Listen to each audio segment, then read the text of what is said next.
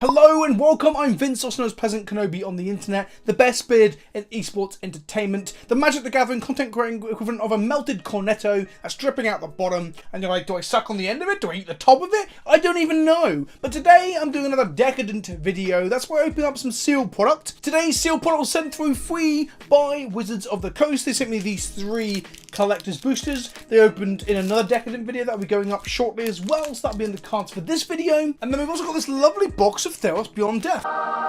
Now, I haven't opened that sealed product on this bad boy.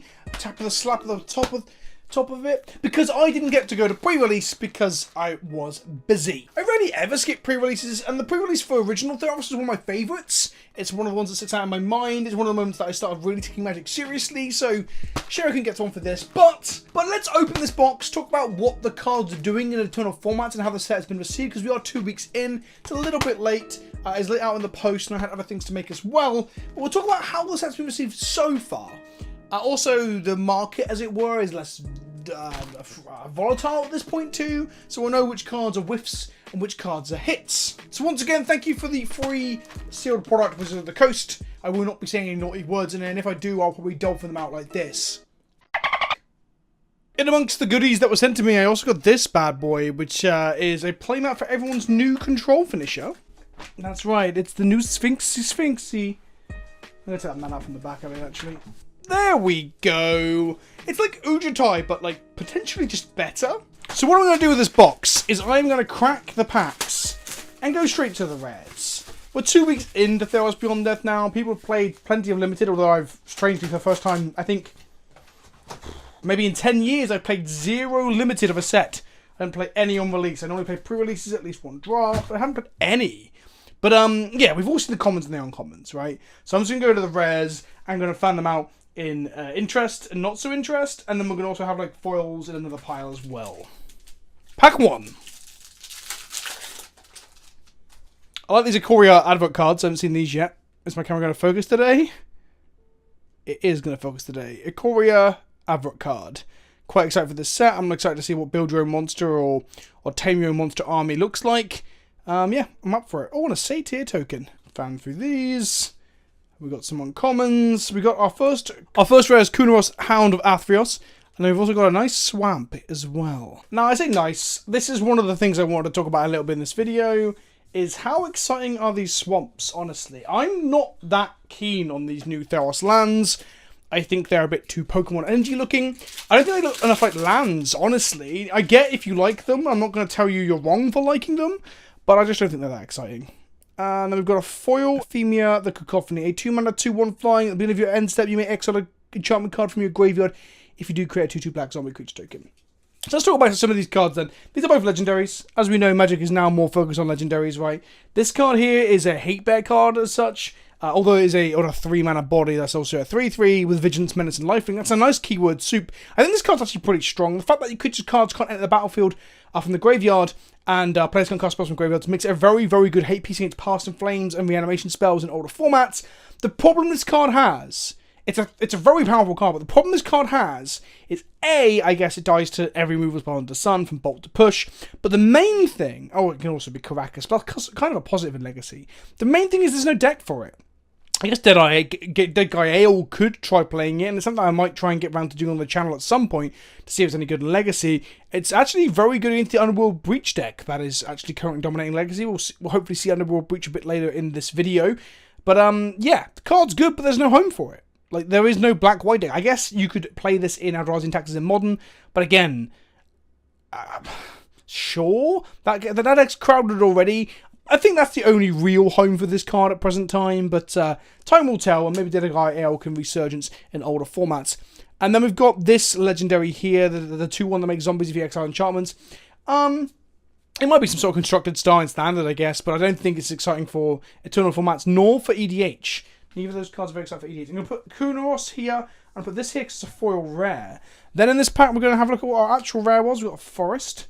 We got Hakos the Unscathed. This is Achilles, right? This is Achilles with a very limited weakness, essentially. So he's a 4-mana 6/1, double red, double white for a human soldier, legendary again. Hakros the Unscarred attacks each combat if able. As Hakros enters the battlefield, choose 2, 3, or 4 at random. So you're going to be rolling some dice, flipping some coins to get there. Flipping some coins? How the hell would you pick one of 3 options for flipping coins? A complex system of coins and pulleys. But Hakros has protection from each converted mana cost other than the chosen number. So that's Achilles' heel. So I'll try and mention the references. There's obviously the protector of the underworld, the dog, Hades' dog, Cerberus, I want to say. This is obviously Achilles. I think this card's actually really cool and flavourful. That's something I think this set has got done really well. Even if mechanically the set might feel overpowered or underpowered, depending on who you ask, I think flavour-wise it's a home run. This card is awesome. It's also very unique in terms of design. I like to see white, red, and especially white, red cards in terms of the double-coloured cards being more unique, because Boros' colour identity and white in general's colour identity normally boils down to the whole life gain thing. So this is very flavourful and very unique, and I'm into it. But I don't think I'm going to play it in any constructed format ever. Going to put it here in the not so great pile. And then, yeah, we got a Timuret, the Chosen of Death, but in the Constellation version. So we have to look out for them. I didn't realise you can get those in the uncommon slot. I'm not really aware exactly of where certain special versions of cards could be, so we're going to put that Constellation uncommon up there as well. So we've got foils, Constellation uncommons, and our tokens. In our next pack, we have a Come Find Us on YouTube. Huh, that's interesting. A YouTube advert card. Maybe they could put a PleasantKenobi one in a pack one day. What's the token though? It is a goat made by that 3-mana black creature. Hopefully we'll see in a bit. I really like. What's it called? Woe Raveler? Okay, what have we got? Any Constellation cards? Nope. And we've got Storm's Wrath and a Plains. Storm's Wrath is a 4-mana, deal 4 damage to each creature and each player. A Planeswalker, sorry. This is a 4-mana Wrath in red that kills the majority of things. I guess it doesn't kill any indestructible gods, it doesn't kill either the Titans, it doesn't kill the new Peluconos. So there are plenty of creatures that do survive this.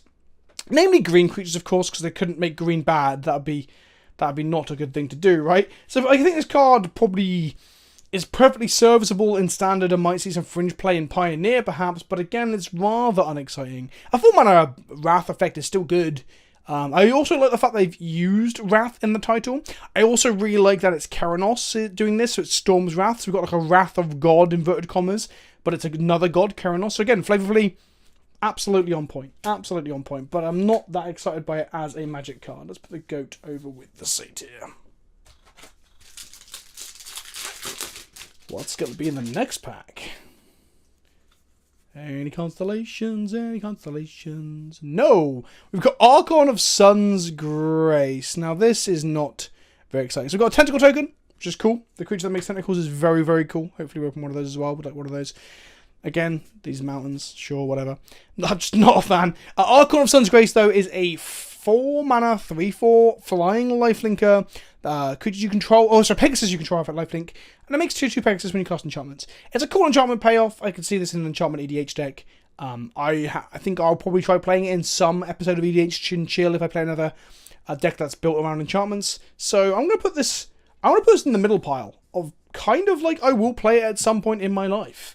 But not in really anything outside of EDH or a thematic deck. I guess it's kind of a payoff for Constellation in Pioneer, if you're trying to play like an Enchantress deck in Pioneer, perhaps. What have we got? What have we got? What have we got? What have we got? Oh, some enchantment creatures with no constellations. Oh, hello there. And a foil. Okay. So we've got a spider token. Let's put that in the token pile. Oh, or fail to. We've got a Discordant Piper. That is a foil Discordant Piper. This is the one that when it dies, it creates a goat creature. I absolutely love this art because he is tooting away. Look at that. The foiling's quite nice too. I like it when the gold masks sort of flicker from the foils there as well. Then we've got one of the swamps. So we've got a full... No, still haven't got an island. Still haven't got an island. And then we've got Dryad of the Elysian Grove. That's right. This card is seeing quite a bit of modern play, to put it lightly. For those of you who don't know, I've played it on the channel in a stream alongside Dreadshade. Dreadshade being the creature from M20 that likes swamps coming to play, where you gain life and shoot them or draw cards. So it's kind of like a Valakut combo. But it's mainly being played alongside Valakut, either as a card. I think it's seeing a little bit of play in Escape Shift, but the main place you play this is in Field and Primeval Titan decks. Would that be Breach Titan, Amulet, or just blue-green field, which is now the thing. Is that prime time? You can go find your Valakut. Valakut is now a mountain because of this as well. And then all your other lands are mountains too. So as you start hitting mountain drops off of prime time or ramp spells, you're just bolting your opponent in the face. It's basically Prismatic Omen plus an extra land drop like Wayward Sawtooth. But it's in the 3-drop slot, and people were compared to Corsair when it was revealed because it's an enchantment creature, but Corsair never gave you an extra land drop. I mean, I allowed you to look at the top of the library. I need one of these in paper. I actually need a foil one of these because I'm going to be playing it in my Tachi over EDH deck. I think it's actually going to replace Wayward Sawtooth in that deck. It's also going to replace Wayward Sawtooth, as I've said already on stream, in the black-green Landstorm Value Town deck. So basically, this is just a functionally better Wayward Sawtooth the vast majority of the time.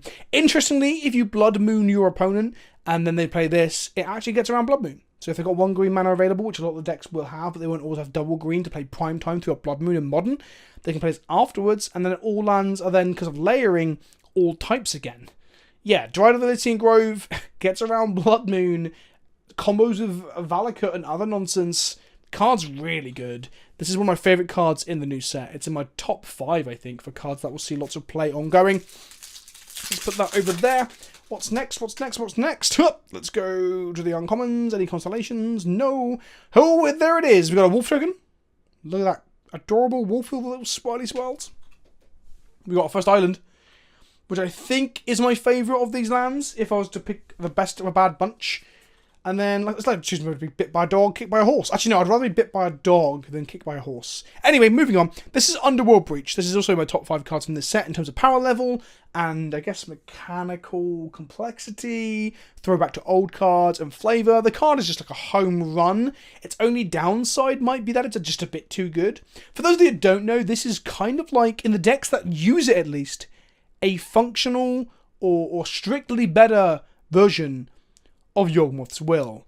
Yawgwild is obviously a sorcery that you can cast from hand and then snap it back if it gets discarded or milled. Yawgwild was restricted in Vintage and banned in Legacy, but this card here is 1 less mana. And the main upside, not to go into it too much, you can go watch some of the stream VODs and some of the videos I made on this if you want to, but the main upside is this card doesn't stop you from putting things in the yard after the card is resolved. Yorg's Will kind of asks you to do your broken nonsense of whatever's in the yard already. This card says you can continue to do broken nonsense over and over and over. Across the last 3 weeks, I've played this in 3 different decks on stream across Modern and Legacy. It's making waves in Legacy. It's got decks in Modern that aren't quite breaking the format wide open just yet.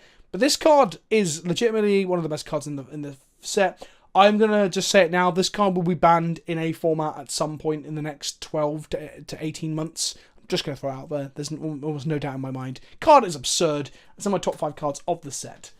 Absolutely bonkers. I can't believe there's another card in this set as well. It's a strictly better version of an old combo card. But the fact that it's not strictly better, but it is in the decks that can utilize it. Like Brain Freeze decks. Human Soldier token.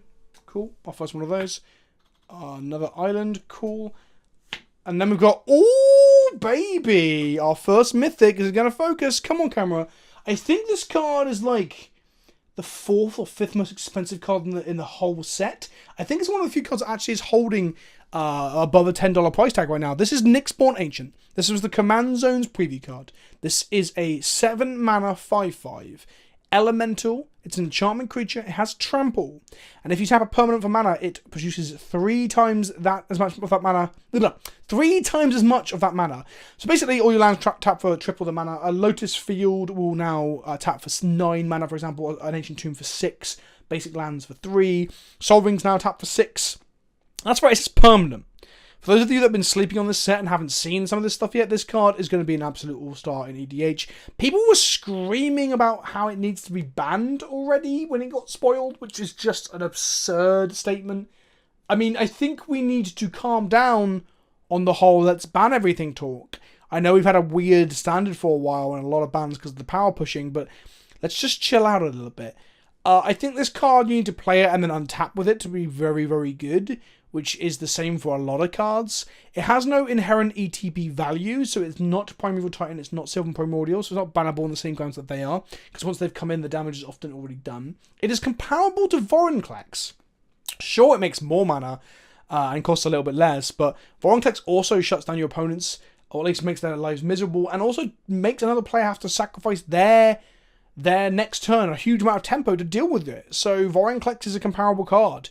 I also think Vorinclex is a card that I morally will not play in Commander. So this is comparable to Vorinclex. The card's really good. I might slip it into my EDH decks because it's not as feel bad as Vorinclex. I might be able to natural order into this in Tachova, for example, and really go off. But I don't even know if Tachova needs this. Card's good. Yeah. Try and pick one up for cheaper on trades because you're going to play this in Commander at some point, right? Again, this might sneak into the 5th slot of my top 5 cards of the set. I should do a top 5 cards of the set video. Maybe that's what I'll do once I finish recording and editing this. Next up, we have a Human Soldier. We have a Plains. And we have... Are you ready for it? What we got? Shatter the Sky. 4 mana... Oh, I'll check the Constellation cards quickly. Nope. 4 mana... Each player who controls a creature with power 4 greater draws a card, then destroy all creatures. A 4 mana Wrath in white in standard. Now, I talked about how Titan's Wrath, or whatever it was, Storm's Wrath, sorry, is a 4 mana Wrath effect. Okay? But let's be honest, this only kills some things. This kills everything. The reason that 4 mana Wrath haven't existed for a while was that they were trying to depower and power down Wraths and make creature strategies better. So Wrath of God and Day of Judgment no longer really are part of the design philosophy of current or future standards. However, they also said that just 4 mana Wraths in general weren't where they were at. So Supreme Verdict, again, being one of the best 4 mana Wraths of all time, wasn't where they're at either. Although Supreme Verdict is balanced by being 2 colours. Shatter the Sky here is a card that balances itself by allowing your opponent or yourself to draw a card with a powerful creature in play. Normally, if I'm honest, the upset's going to be on your opponent's side, but I'm pretty sure this is seeing standard play already. I played a bit of it in Just Go Fires on Arena. The card's really, really good. It's not going to see much Eternal play. Might see a small amount of Pioneer play if there's a mono-white control deck, but let's be honest, Supreme Verdict just beats it so hard, there's no reason to. But yeah, strong 4 mana Wrath for standard. That's cool. Ooh. Collector's Booster advertisement. Treat yourself to a supercharged booster experience. Treat yourself. Also, if you don't want to buy some yourself, treat yourself to watching me open 3 of them on the other video. That'll be in the cards for this one. A gold token from the first of our own games, a swamp, and Perforce's Intervention. There's a cycle of these for each of the colours. This one is basically just a decent removal spell. Might see some standard play, might see some limited play, but on the whole, I don't think this card's very good. I'm going to put that in my I will probably never play it pile. Look for Constellation cards. Not find them. And pass the turn. Move on to the next pack. Pass the turn. Jeez. You know, sometimes when your magic lingo like reaches into real life, that's what just happened there. No Constellation, no Constellation. Oh, there we are. This is a card that I want to talk about, so I'm glad we opened it. I say what as a war token there again from the founding of Akros or whatever it is. Okay, I'm not going to talk about this in great length because I talked about it on stream several times. I made a video about this card yesterday because it's showing up in a Pioneer deck called Inverter, Dimir Inverter, or Blue-Black Inverter, or Inverter Oracle, as some people on Reddit are calling it. This card is a strictly better Laboratory Maniac. We're using the word strictly better a lot. This one is more closer to being strictly better than Underworld Breach is against Yawgmoth's will. Lab Man is good because you can play it out early and then combo into it later. Lab Man's also a 2/2 human, so the human archetype can type line can matter. This is a Merfolk wizard. It's double blue. It cares about devotion, so you get the little top X cards of your library equal to your devotion to blue, and put one of them back and the rest on the bottom of your library in any order. And then that then continues to trigger and wins you the game if there's less cards in your library than your devotion to blue. If you get devotion to like blue of like 30 odd or whatever and combo off that way, that's the fair way to do this. The main way to do this is normally to exile your entire library or discard your entire library. That may be through Inverter of Truth in Pioneer or Brain Freeze and Legacy, and then just play a Thassa's Oracle and win on the spot. I need one of these for my Tachova deck. It's going to replace my Labman or Jace. I can't remember which one I've got in there at the moment. Jace World of Mysteries, which is the other Labman effect recently printed. I'm actually surprised they printed this. This is in my top 5 powerful cards of this set as well. It's just absurd. I did not expect a basically strictly better Laboratory Maniac this set, but this is the world of Magic we live in now. I actually really want to collector's booster one of these for my EDH decks. I tried to make Tachova pretty. If you want to see how pretty Tachova actually is, well, you can check out the paper deck tech that'll be coming to the channel in the next week or so. So that's Thassa's Oracle. That's going to be my pile of things I would definitely play with. Okay, what's up next? Reflection token, a swamp, and then what have we got here? We've got a Treacherous Blessing. A 3-mana enchantment that says, when it enters the battlefield, draw 3 cards. But whenever you cast a spell, you lose a life. And when it comes to target with spell or ability, sacrifice it. Basically, this is comparable to The 3 mana... Oh my goodness. What's it called? The one where you draw a considerable number of colours put into it. And take damage. I cannot remember for the life of me the card, which is really going to bug me. Maybe it'll come back to me later. Seems reasonable for, like, I don't know, Mono Black Devotion in Standard, but I don't think I'm going to play with it. I'll put it there. It might even be part of a combo deck later down the line. I'll put it in the maybe pile, but I'm not that excited by it. Perfectly reasonable card for some Standard deck somewhere. Maybe, I think it also sees play in the Pox style deck with Doom Foretold in Standard. Ooh, another Mythic. Any Constellations? No. This is Poly KK. If you want to see him like in a little bit of action in Commander, check out the EDH and Chill video. That'll be in the cards for this video. Saffron Olive played it in our game with Caleb and Corbin. Polychronos Unchained. I asked for this in my top 5 things I wanted to see in Theros Beyond Death. I said I wanted a zombified, like undead Polychronos chasing Elspeth out the underworld, and lo and behold, I technically / predicted it / asked for it and got it. Maybe it's like oh, that's a present or prediction. People told me I predicted it. I was like, no, I just wanted it and it happened. Don't think that's a prediction. I mean, I want to be a millionaire, but if I become a millionaire, that doesn't make me. I mean, that sounded very. Yeah, money's important to me. What I mean is everyone wants to be rich and famous, right? But if you become rich and famous, that's not a prediction. That's just you getting what you wanted. Not everyone wants to be famous. Anyway, moving on. It is a 4 mana 6/6, and then when you escape it, it comes back as a 12/12, and has a 3 mana activate ability to fight stuff. Doesn't have evasions, you have to give it trample or flying or something, but the card is real sweet. I will play with this at some point, no doubt. I'll probably put it into the main deck of like Muldrotha or of Merrin of Clan Neltarth or something in EDH when I get around to rebuilding one of those decks. Polychronos is sweet. Big fan. Second Mythic. There we go. We've got a Plains and we've got a Nadir Kraken. Yeah, buddy. Right, any Constellations? No. This is Nadir Kraken. This is the card that makes the Tentacle token. Whenever you draw a card, you may pay 1. If you do, put a 1/1 counter on the Nadir Kraken and create a 1/1 blue Tentacle token. Essentially, this is very similar to like Fathom Feeder, I think it was. The creature that like put counters on itself and died and made a little fish when it died. Yeah, cards like this have always been pretty good. This one, it requires a bit more work, just invest mana every time you draw a card. But a 2/3/3 that does this is still perfectly reasonable. I can see this being a very fun card in some deck somewhere along the line. I mean, it'd be pretty cool to like skull clamp the tokens off in EDH or in Vintage to then put more counters back onto it, like it's chewing on its own tentacles. But whether that's competitive or not, I'm just going to say it's not. But I love this card. Absolutely love it. And I will try and play it at some point in my Magic career. So let's go into the will play pile. Next up, we've got a Soldier, a Forest, and a Labyrinth of Skopphos. This is essentially a fixed Maze of Ith on a land. Cool flavour-wise because of the labyrinths of ancient Greek mythology, where the Minotaurs stormed around and all that jazz. Cool card. Will I play it? Maybe. I'm putting the maybe pile. I mean, it might go into some sort of lands-style deck in Pioneer or Modern or similar, maybe. Find magic events where you are. Okay, the everlasting cards are getting, like, interesting, at the very least. Soldier, Forest, and then we've got a Phoenix of Ash. I don't know what this does. What does this do? This is a 3 mana, 2/2. It has Flying and Haste. It has 3 mana, Fire Breathing for +2/+0. And has an escape of 4 and exile 3 other cards. When it comes back, it comes back with 2+1/+1 counters.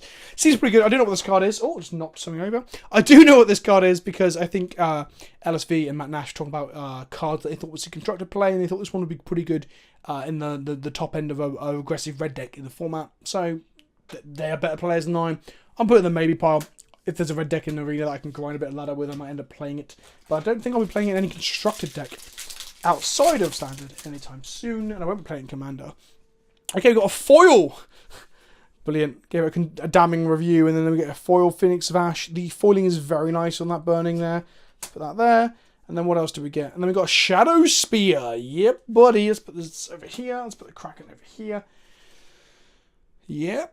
That is a Shadow Spear. That is the one with the dripping Phyrexian ichor that I made a video about, because I'm pretty much convinced that even if it's not literal Phyrexian oil, it is the like manifestation of Phyrexian oil from Elsewhere's Nightmares, at least in a visual aesthetic. Yeah, card's pretty good. 1 mana, 2 mana to equip, +1/+1, and lifelink and trample is just a very good stat. It's one of the best equipments we've seen ever, at least since Batterskull's reign, and at least not comparing things like Embercleave, because Embercleave is obviously a very specific style of deck that wants it. The fact that it turns off Hexproof and Indestructible makes this a constructed playable card in Commander. And also, I guess if your format in Modern or Legacy, your local metagame is full of Boggles or similar, then it'd be very much worth putting this into your Stoneforge deck to go search up and ruin their day. Big fan, like it a lot. Not in my top 5, but I think it's a very good flavorful mechanical card. Okay, next up we have Wall. Ooh, we have a foil Constellation Timuret. That is very nice. For the Mono Black Devotion deck in Standard. Or Pioneer, perhaps, as well. Timuret's really good, by the way. It's kind of like a scavenging use. It doesn't grow, but its back end grows equal to your Devotion. It's double black pips for the Devotion. Legendary enchantment creature, which is just a cool type line. And that says, for 2 mana, you can exile up to 2 target cards from graveyards. You gain 1 life for each card exiled this way. Good graveyard hate in the mono black. Similar to Skooz. Swamp. And then we got Woe Strider. There we are. This is the card I mentioned about the goats earlier. 3 mana, 3/2, enters the battlefield, make a 0/1 goat. So, in some ways, this is comparable, at least in my mind, reminds me of, not comparable, but reminds me of Blade Splicer, because it's a 3 mana, make a token. The thing is, the token is obviously a lot worse than a 3/3 first striker, but the main body's a lot better. And also, black doesn't really get a whole lot of these sort of things. Like, creatures that bring in another token isn't a huge part of their colour pie. They're getting more and more as time goes on. I think the last real good one was in Kaladesh. It also has sacrifice on the creature to scry once, so it's a free sack outlet, and by free I mean there's a cost, but you have to pay any mana. And then it has escape for 5 mana, exile 4 of the cards, comes back with 2+1/+1 cards, and obviously brings back another goat. Yeah, cool card. Really like it. I'm going to play that at some point. I've already played it in the Mono Black deck in Standard as a one-of on Arena. I'll probably play it again at some point in another deck. We're just over halfway. I'm going to speed up at this point, because we've seen some of the cards I really want to see. What have we got? Oh, baby! There we go. Thassa, which I think is like the 3rd most expensive card in the set right now. Can we get a focus on that camera? 4 mana, 6/5. Blue God, indestructible. Devotion to 5 is needed to turn her into a creature. She can tap another creature, but all of that is completely superfluous, because in reality, what she does is she is a Conjurer's Closet. She exiles a creature you control and returns to the battlefield immediately at the end of turn, leading you to play green, blue, or bug Value Town. It's basically the second copy of Conjurer's Closet for any deck in EDH that wants Conjurer's Closet. It's arguably just better than Conjurer's Closet in any blue deck doing that. I'm going to be playing this in Commander for sure. Don't know what deck yet. I'm thinking of putting together something blue. I might even put Urza together, but maybe that's a bit a bit try hard. But yeah, card is absolute gas. I think it's my favourite of the gods, and by think I know full well it's the favourite of the gods. All right, next up we've got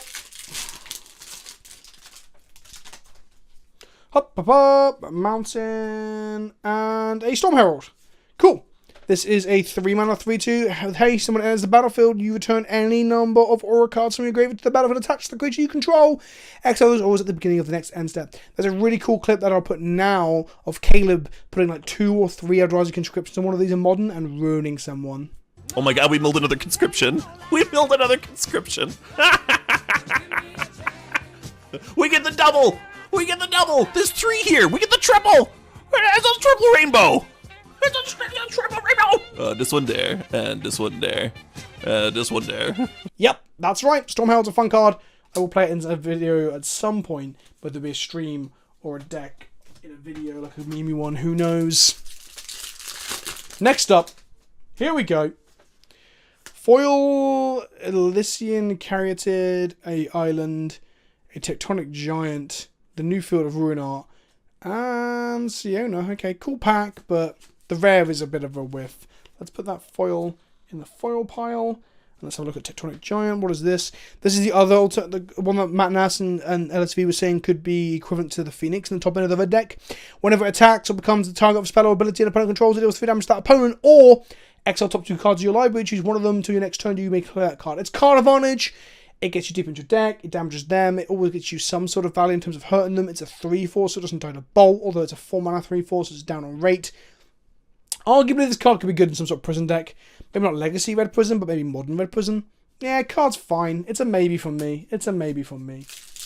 God, I love opening booster boxes. It just keeps going, doesn't it? It just goes on forever. Forever, ever, forever, ever. What have we got here? There it is, Dream Trawler. This is the card that is on the playmat that we're making opening packs upon. This, my friends, is a 5 mana. No, I'm lying. 6 mana. I thought it was 5 because the show I haven't got to play with it much yet. I've played with it a little bit in the arena beta, like pre-release event.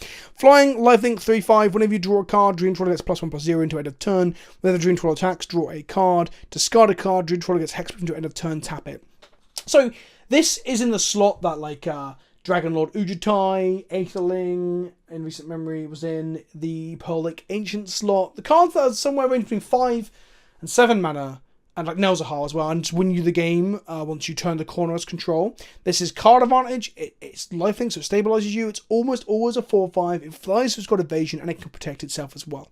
It's everything you could ever want. I think, actually, I lie, I didn't play it in the open, like, pre-event. I played it as a card that people were suggesting could be in the Jeskai Fires deck that I played a bit of in Arena. Yeah, pretty good, solid card in that deck as well, in terms of drawing new cards to play with Fires. I think this card might see... I say this. You could play it in Pioneer as your win con for blue-white control, but it's a little bit on the slow side. But the card is really good. Like, really, really good. A feel-good card to play with for sure. And sometimes you just need that. You just need a card that makes you feel good. Ujutai made me feel good. Aetherling made me feel good. Dream Trawler can make me feel good. I'm not even saying that in a dirty way. Human Soldier, Island, and then we've got Eat to Extinction, some of the best art in the set. It's Kraxos, or whatever his name is, the other Titan that isn't Uro. And if you look closely, see if we can get focus on that. He's got mouths for eyes, mouths for mouths, mouths for teeth, mouths in his hands. There's just a lot of teeth. So many teeth as he eats his harpy. Extra target creature card, or a creature or planeswalker, look at the top card of your library. You may put that card to your graveyard. 4 mana, instant speed, exile. I was saying how bad this card felt when I was playing the Mono Black Devotion deck in a video that I don't think I ended up putting out. And then I realized actually it's Vraska's content without the damage, the life gain or whatever, right? This is a perfectly reasonable Magic card. I'll put this in the... Probably will play at some point in a format somewhere. And Island. Haven't got a 4E Theros land yet. It's interesting. That pack just flew open. What's up with this one? This is Gravebreaker Lamia and a mountain. The old 5 mana 4/4 lifelink, and then it entombs any card from your library into your graveyard when it comes to the battlefield. And spells you cast in your graveyard cost 1 less to cast. I think this is probably a very interesting build around your animated commander, but it's probably not the best one, in all honesty. I might play this in like Shieldwood or something in Commander. I'll put it in the maybe pile, but I think it's a whiff in terms of like value or excitement.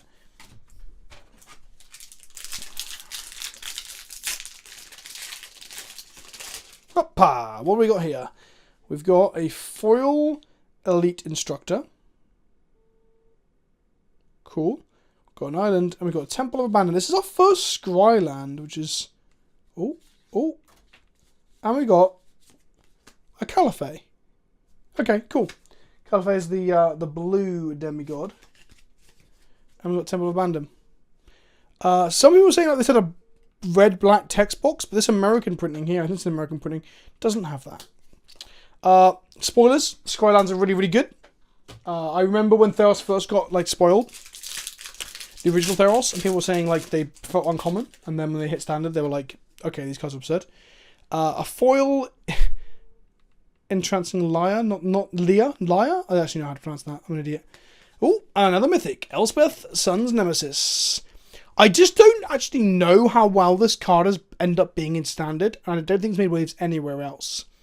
So it just seems like a typical white 4-mana planeswalker, right? I say typical. Some of them have been absurd. Gideon was absurd, Original Elspeth was absurd, but since then, like, you get these 4-mana Rajanis that play a bit role in some sort of standard deck and then never see any other play elsewhere. Card's a reasonable piece of inevitability. It's an interesting piece of design. The fact that it doesn't go up, it just goes down the whole time. The fact that she escapes from the underworld in the story and then escapes the card is great. Home run thematically, but mechanically... Okay. Yeah, mechanically okay. I don't really have much more to say on the card. A lot has been said about Elspeth when she was spoiled. When she was leaked initially, then spoiled. Yeah, it's funny that the face planeswalker for the set alongside Ashiok is probably not even in the top 10 most exciting cards in the set. Then we've got a Nessian board, I don't know what this does, and a forest. This symbol says 5 mana. All creatures able to block it do so. Whenever it becomes blocked by a creature, that creature's controller draws a card. It's a 10/6. Poof, okay. I mean, it lures the entire enemy team into blocking it, and then you just swing in and kill them in limited, so that's pretty good. It is also a 10/6, so it's kind of like a mass removal spell, but you put it to draw a lot of cards. This, my friends, is a limited card. Like, there's just no two ways about that. I've been very kind to the cards in this set for saying cards I'm excited to play with or muck about with. And that card is just a card that you open in limited, you play it in limited, and that's it. I mean, there's someone out there probably playing in Commander who's going to tell me that, but who cares? Our next Scryland, and we got, Foil Triumph of Anax. It's a cool pack. It's a cool pack. Again, Taplands have been talked about. Sorry, Scrylands have been talked about to death. I'm not going to go into them in too much detail because, well, we all know they're good. It's like saying water is wet, although someone in the comment section was telling me that water isn't wet. I'm aware. I'm aware. Okay, what have we got in this pack? We have got another Scryland. Perfectly reasonable open. I'm never upset to see Scryland. They're not exciting to talk about, but they're perfectly exciting to open from a booster in Magic cards, right? Like, I will take it. I will take a... Would I take a whole booster box full of 36 Taplands? Okay, that's a question. If you open a booster box of Theros Beyond Death, all original Theros, my friends, and you open 36 Scrylands, would you be happy? Tell me in the comment section below. We've got a Ashok's Erasure, a 4-mana flash counterspell. It's actually an enchantment counterspell, which I think is actually a wonderful piece of design considering this is the enchantment set. When it has the battlefield exile target spell, your opponent can't cast spells the same name as it, so it keeps like them on lockdown, like a detention sphere. Not detention sphere. I'm forgetting what card I'm talking about. But either way, it stops your opponent from casting the spells that are under it. Oh, so Ixalan's Binding, is that the one? And when Ashok's Erasure leaves the battlefield, return the exiled card to its owner's hand. Yeah, cool design. I'm going to put it in the maybe pile. I'll probably never play with it outside of standard, but it's a cool piece of design anyway. This set is just... When I look at the pile of cards I'm putting into the stuff I think is cool and want to play with, stuff I'm okay with, and stuff that I'm just like, meh. I think this set is actually a lot better than I'm perhaps giving it credit for in my head.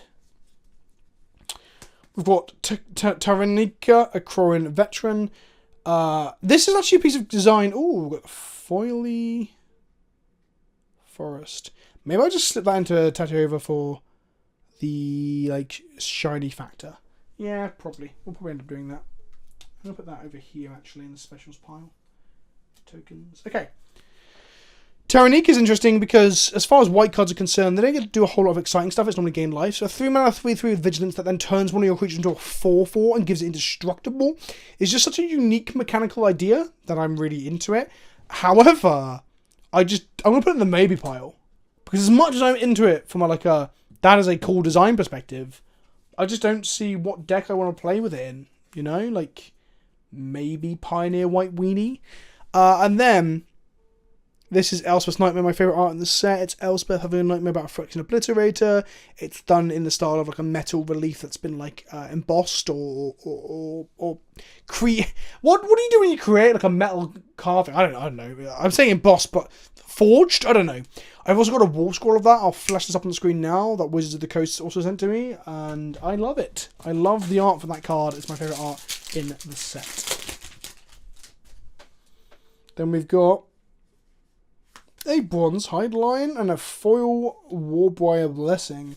But more importantly, here is the lion that Hercules can murder, and then when it's murdered, he can wear its skin and become indestructible. Cool bit of like Greek mythology top-down design. I like that a lot. It's interesting that it's not an enchantment. It just feels like it would end up being an enchantment knowing Theros. I do like green-white 3/3s. Because there's a long tradition of Watchwolf from original Ravnica being a 3/3 for 2, and everyone's like, that's pretty good. Comparable to the Cattle a little bit down the line, but it's pretty good. And now that card's just terrible. We've had this, with that Fleece Mane line. We have a lot of lions and wolves that just are better. But still cool. However, I don't think I'm ever going to play that card. I'm going to put it in the... It's a cool design, but it's just not... I'm just never going to play the card in the actual game, right? Then we have... Daxos, but not Constellation. We have Erebos' Intervention, and we have Foil Hero of the Games. Cool Metal Greaves, bro. Erebos' Intervention is a target creature's X -X until end of tournament and gain X life. Or exile up to twice X target cards from graveyards. That is a sideboard card for a black deck that makes a lot of mana, and it might be a bit of utility in EDH, but I'm probably never going to see that card up. That's just the fact of the matter. The white one is sideboardable, the blue one's actually genuinely really good, the red one is terrible, and the black one is terrible. But I do like the cycle. Get into our last few packs here. Constellation and Axe, not foil, but I'll take it. The red version of this demigod gets power equal to your devotion to red, and whenever it or another non-token creature you control dies, create a 1/1 red Satyr token. This creature can't block.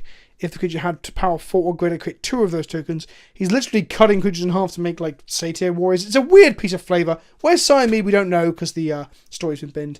But we got a Temple of Enlightenment in there as well, and we got the Pegasus token for our little white Constellation payoff. So that's kind of cool. Tapping Scry Temples are pretty good. 3 more packs. Can we open a foil mythic? A Constellation God? Thixis, the Thunderstorm, okay. This card is a 5-mana 4/5 flash flying creature, and spells you cast will convert mana cost 5 or greater, cost 1 less to cast and can't be counted. Okay, this card I'm not very excited for anything other than the fact that if Ikoria's creatures are really, really good, and there's on the blue ones have flash, you might have like big flash as a deck in standard. This might be, but in cost reduction on things that have flash. Stop giving things flash. Why is there so much bloody flash in Modern Magic? Anyway, I'm not playing it. I'm saying it might be good with Ikoria cards in standard, but I am not playing that. We got a Galia. Some of the best art in this set. Can we get a zoom on this?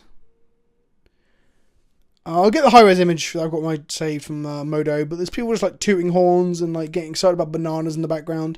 I mean, mechanically she does something, but I just don't care. I'm all about the Burning Man / Coachella vibe that you get from this, but I'm never playing with her. Unless we end up playing like mono red-green Satyr tribal in Legacy at some point because there's a meme. Right, last pack. Can we get some more value? What have we got? Goat. Focus.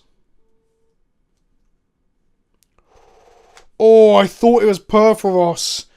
I was about to do a wet fart of excitement, but we didn't get Perforos. But either way, Foily and Axe Hardened is pretty good in the Constellation. Mountain. And Protean Thaumaturge. Thaumaturge? I don't know what this card does. 2 mana, 1/1. Constellation. Whenever enchantment enters the battlefield under your control, you may have Protean Thaumaturge become a copy of another target creature, except it has this ability. Okay, I'm into it. I like it. I'm probably going to play it, but I'm going to put it in the middle pile, because basically clones, they get me going. They're provocative, you know? And that, my friends, was my Theros box. So for those of you at home who want a summary of what we got, we ended up with 4 Scrylands. We ended up with 1 foil rare. We ended up with 5 Constellation cards, 2 of which were foil. We ended up with 4 Mythics. Pretty average number. I also been the 2 cards in the set I needed for my favourite UDH decks. That's nice. And we opened up 1 foil of these new basics. And that's kind of... Oh, and then total fours, we opened up 2, 3, 4, 5, 6, 7, 8, 9, 10. Oh, we opened 2 foil rares. I lied. 2 foil rares. As always, opening a sealed box is a fun thing to do, but it's not the best way to get the singles you specifically want. If you are playing Magic on a budget or aren't lucky enough to have their job being talking about Magic, I do recommend buying singles, especially from your local game store, to keep your local game store functioning and working. Do this, though, if you've got the spare cash and you want to, because it is a fun thing to do. There's some weird catharsis, some sort of self-indulgent catharsis of just cracking a load of packs and getting a load of cards and feeling the set. And also, I've rushed through it to make this video not too long, although it's probably going to be 40 minutes now. But there is something about opening packs that reminds you of being a child and buying packs. I'd be like, Mum, can I have 1 pack? I get 1 pack a week or whatever. I didn't get time to go through looking at the commons. And also the commons tell a story. The commons and the uncommons, they help to build a world. Oh, I got the land there. They build a world and they help to tell the story because, well, Wizards of the Coast have stopped doing so. But again, before we end, a big shout out to Wizards of the Coast because they sent this product through for free to promote the new set. I've been Vince, also known as PleasantKenobi on the internet. I'm sorry if my throat sounds sore. It just is. I can't help that. Been ill for like 2 weeks now. Hope you enjoyed this video. Let me know in the comment section below if you think some of my assessment of cards were unfair or incorrect. Let me know what you're excited to play with in the set. Is it Thassa's Oracle? Is it Underworld Breach? Is it one of the demigods? What Commander are you building? That's the other thing. I love to find out and talk about which new legends people are building in Commander and how and or why. Thanks for watching the video. Don't forget to hit a like, send us a comment. Don't forget there was going to be a video for the collector boost as well. Go watch that. Until next time, I'll see you all soon. Ta-ta for now.